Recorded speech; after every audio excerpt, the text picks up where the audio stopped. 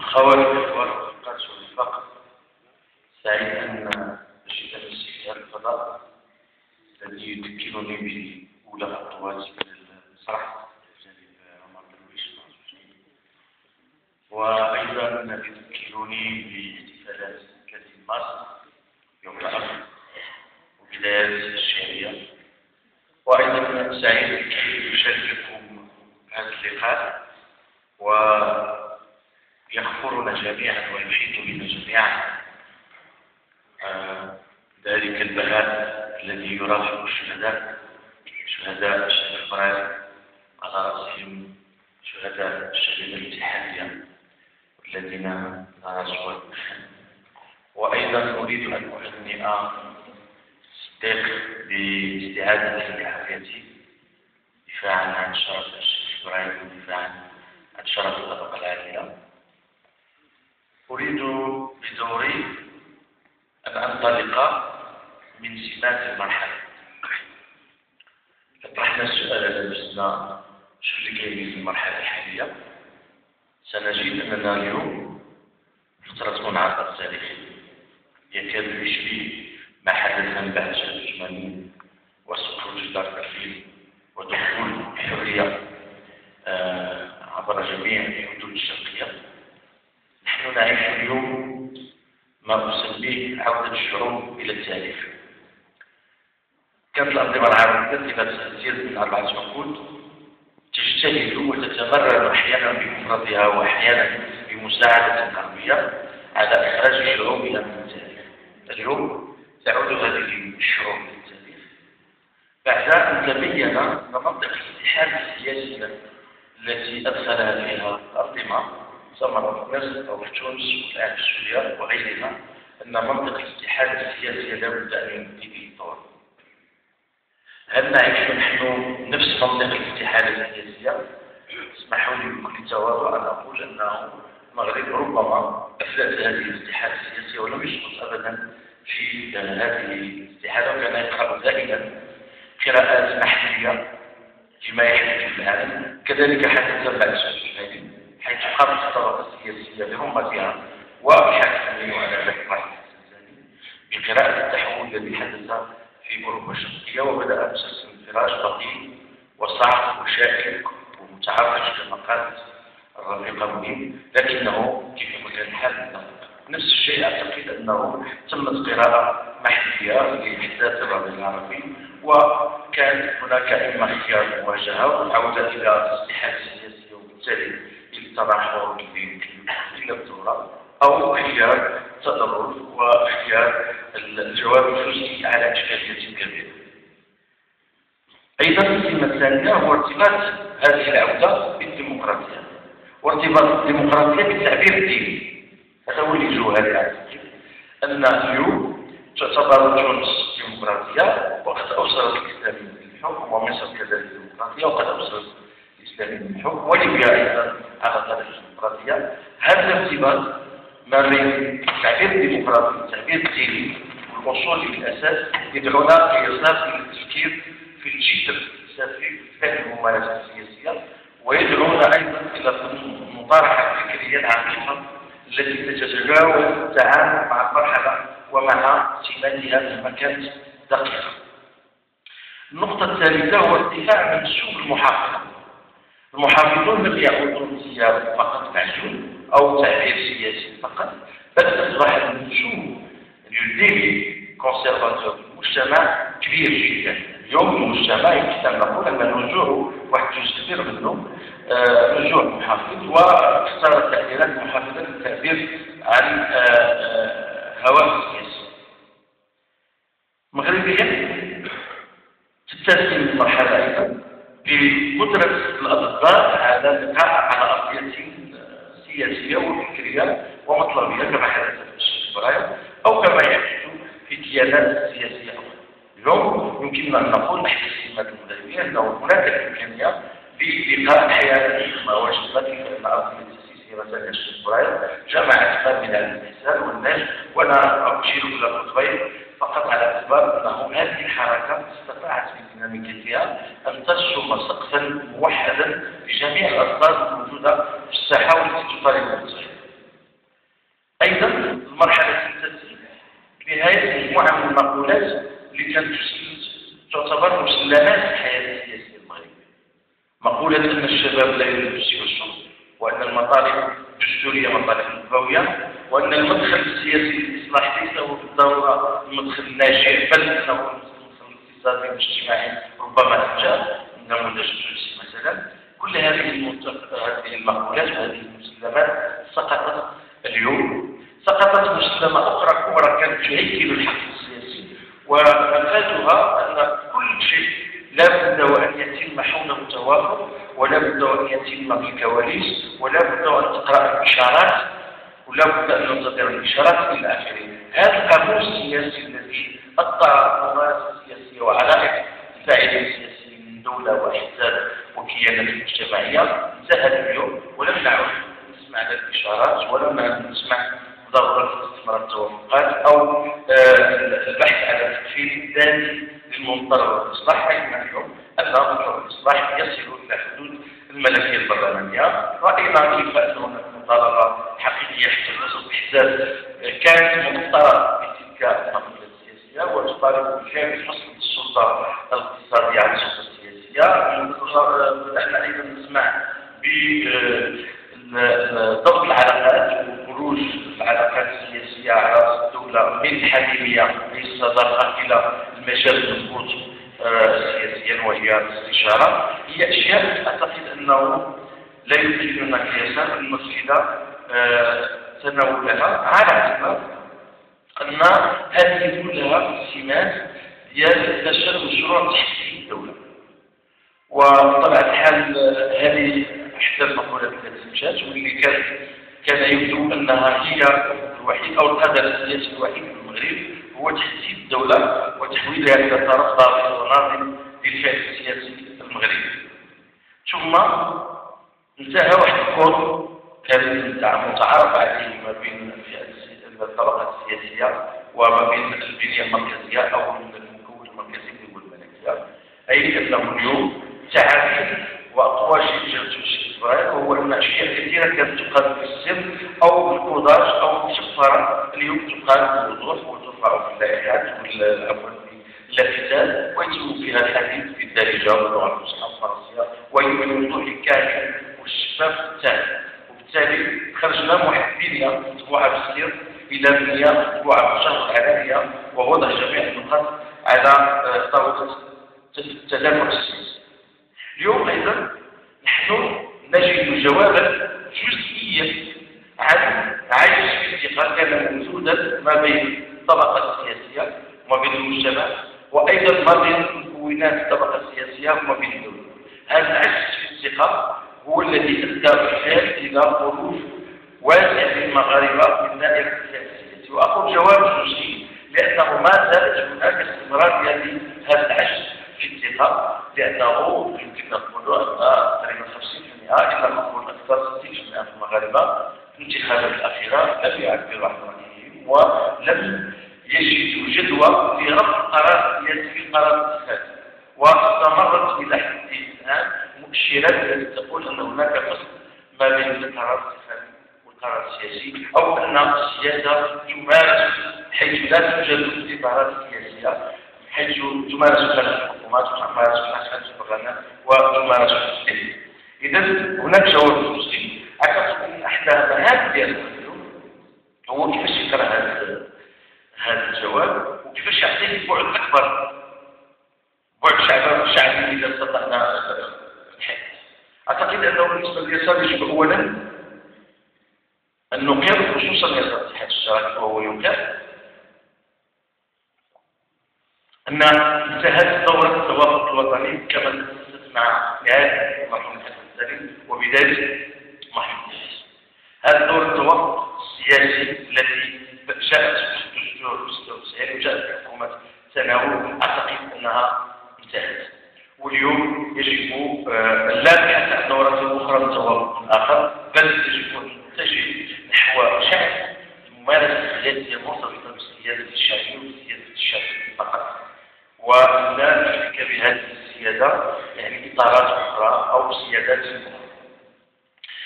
المهمة الثانية لهذا اليسار هو إعطاء مدلول ديمقراطي حداثي للتحول الذي يحدث اليوم في المغرب أو في العالم العربي بالنسبة لليسارات الأخرى، لأنه اليوم المدلول الديمقراطي اللي حاضر المحافظ إلا أن أقول أصولي، وغدا قد بدأ الديمقراطي في هذا الربيع، وغدا قد يتحول إلى سلفي، إلى رجع سلفي كما نص اليسار وربما هذا النظير، وأيضا الإشكال الطريق السلفيين في تونس.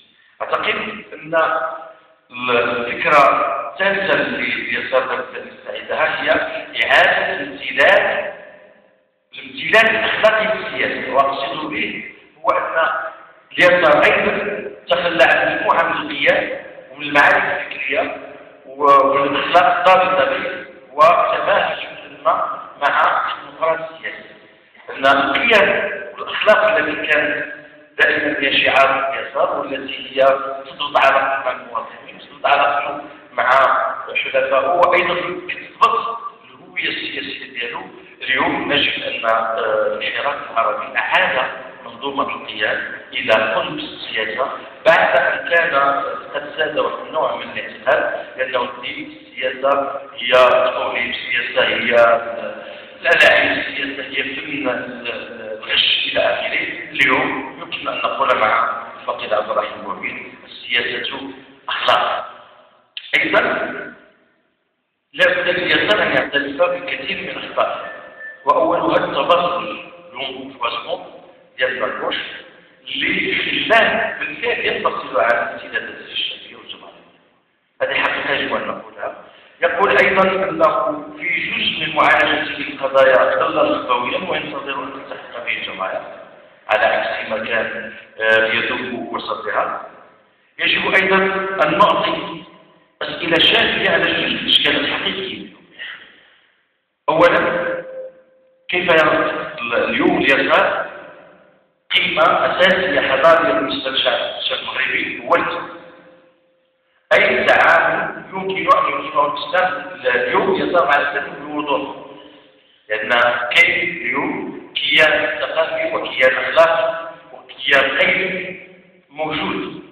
أحيانا اليوم نجد أن مكونات المجتمع تدافع عن استخدام الحق السياسي بقانون التلوث.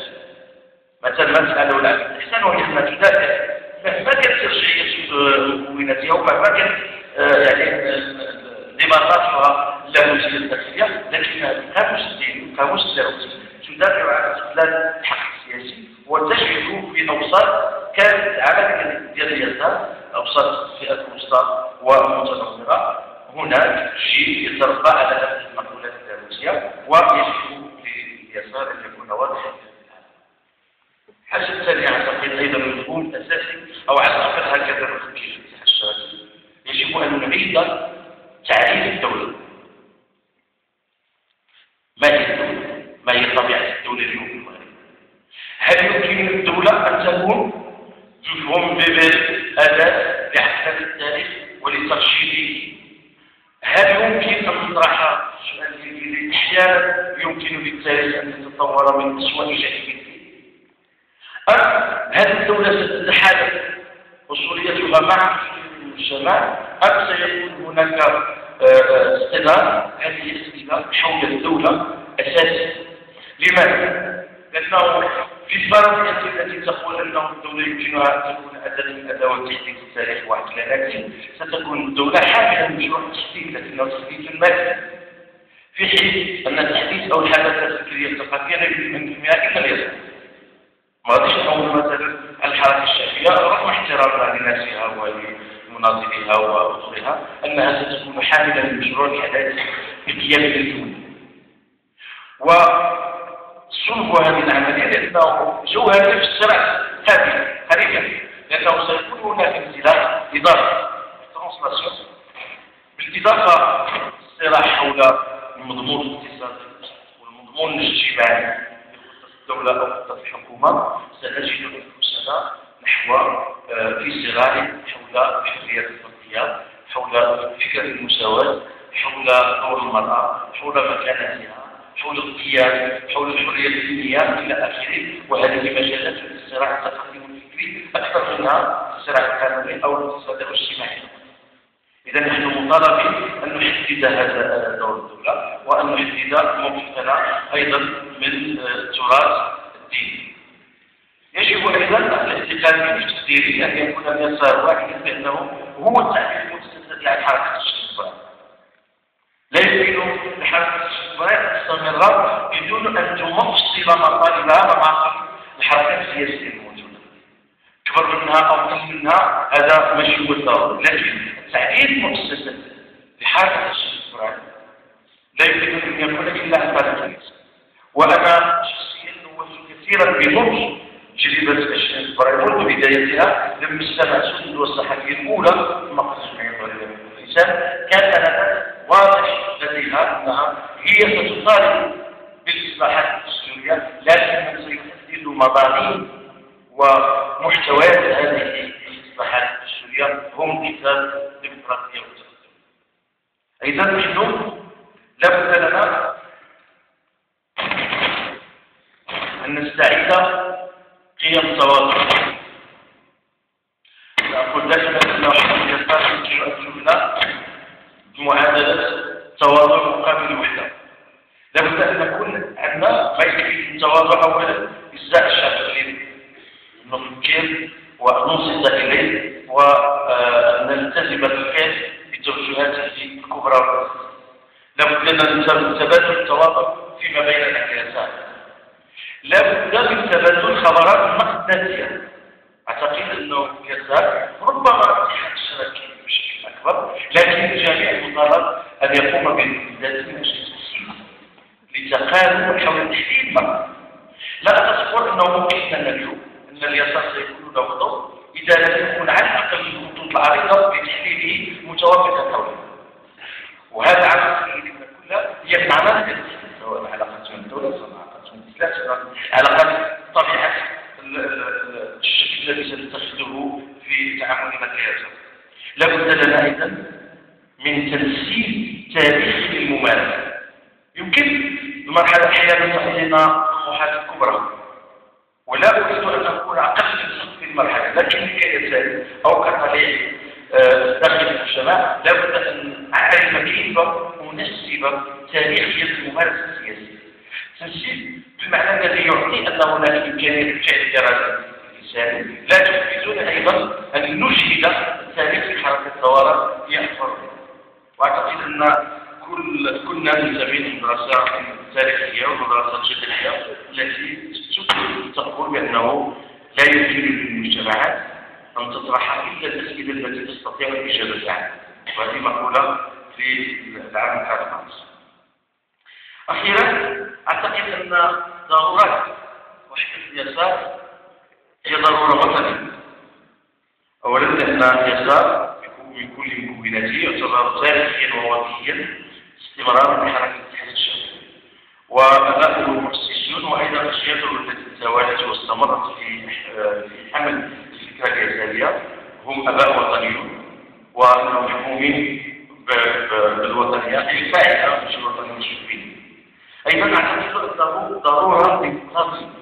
اليسار العمل الدولي اليساري ضرورة ديمقراطية، لأنه اليسار كما قلت منذ قليل هو القادر على أن يكون الحامي الفعلي الديناميكي لقيم الحداثة، لكنه أيضا يسار لا يمثل الشعب المغربي ويحمل قيم تحول قيم كونية.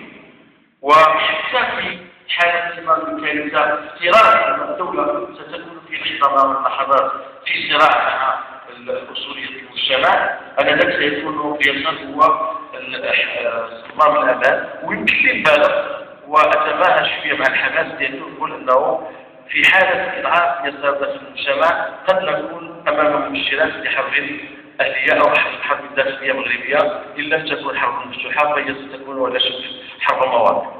وأنا أدرك أن كلام من هذا ربما يكون شوية مبالغ فيه، لكن أعتقد أن اليسار قوي وصحة صمامات أمان كبرى داخل المجتمع من أي انزياء أو انزلاق نحو صراع مفتوح ما بين الدولة وما بين مكونات المجتمع، والتي هي تضم اليوم مكونات شبه جهة متطرفة، ويمكن غدا أن تؤثر جزءا من العمل المؤسسي داخل البلاد. أعتقد أيضا أن يسار قوي وفاعل هو ضرورة حضارية، لأنه أمامنا منحنى تاريخي، يا إما سنلتقي في الأفق مع الشعوب التي تكرست ديمقراطيتها، وإما أن ستكون الديمقراطية أداة من أدوات تعطيل التاريخ والانغلاق الهوياتي وإفراغ تعددية من أي محتوى، وربما لنا نموذج إيران منشئ. أعتقد في النهاية جالس واحد جوج الأمور. حنا كما قلنا أحيانا يطرح لنا سؤال أي معارضة سنقوم بها. أنا أقول أولا أنها معارضة ديمقراطية وليست شعبوية كما كانت تمارس أحزاب الحكومة اليوم، لكنها أيضا المعارضة التي تذهب نحو تكريس بناء ديمقراطي. تطرحنا سؤالا حقيقيا وواضحا وشفافا على حكومة الإيران: ما هي أولويتك؟ واش الأولوية هي تطبيع العلاقات مع الملك أم تسجيل الديمقراطية؟ هذا هو السؤال طرحناه في كل وقت.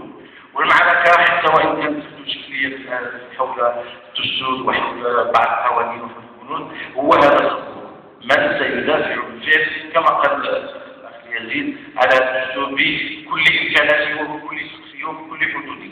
من سيكون قادرا على الدفاع عن مياه الإقليمية بالسيادة الشعبية في حدودها الدولية؟ من سيكون قادرا بالفعل على أن يثبت أنه النظام السياسي المغربي قادر على أن يتغير بالنصوص وليس فقط بالمتفصلات؟ هذه أعتقد خطانا التي نرسمها. سنقوم مع حركة 20 فبراير كما قلنا دائما لا للفساد ولا للاستبداد. نحن أيضا انتسبنا إلى الحركة وبعد بيان المجلس الوطني للاتحاد الشعبي وليس فقط الشعوب الاتحادية في 18 مارس كان واضحا، وكان دعوة للمناضلين للانخراط واعتقد 20 فبراير أنها يعني جزء من التجديد بما يطمح إليه الاتحاد وتاريخه. وأختم في القول ذكرت ما يخص أنه بعض المحاكمات التي ترتبط بعد الإسلام أولا نقولها بكامل الوضوح: اللهم افتحنا إلى كاشف وسكينة المشروعات. قولوا هذه الشيء. ثانيا كما كان يقولها الولي رحمه الله: ربنا لا تسجننا. الحاجة الثانية: نحن ندرك أن جزء أيضا من الدولة يريد بالفعل تخلص من اليسار التخلص، على اعتبار أنه المجتمع اليوم عنده تعبيرات أخرى: أراغيث ككوب الكيزة أشبهنا بشيء الكبار. هذه حقيقة كاينة، وربما هناك استعداد أيضا لإفساح المجال لمكون آخر ينبع من الدولة ويعود إليها ويتم تحمل كاع المشروع ديال اليسار كله، مشروع الليبرالية ومشروع حتى تكسر الملكية التي في حركة السياسية. هذه مشاهد نعرف بها، لكن الذي يحسم كما نقول هو التاريخ. حنا يمكننا نكونوا أقوياء أكثر من اللازم، لكن بالتاريخ كلنا عشنا. أيضا يمكن تكون مشاريع ونوافذ كثيرة، لكن التاريخ لا يسير دائما بالأحلام اليقظة ولا بالأحلام الصغار. تاريخ الحركة الكبرى نحن جزء منها، لهذا أقول باستمرار أن اليسار في ارتباطه بتاريخه إنتاج لتاريخ المستقبل.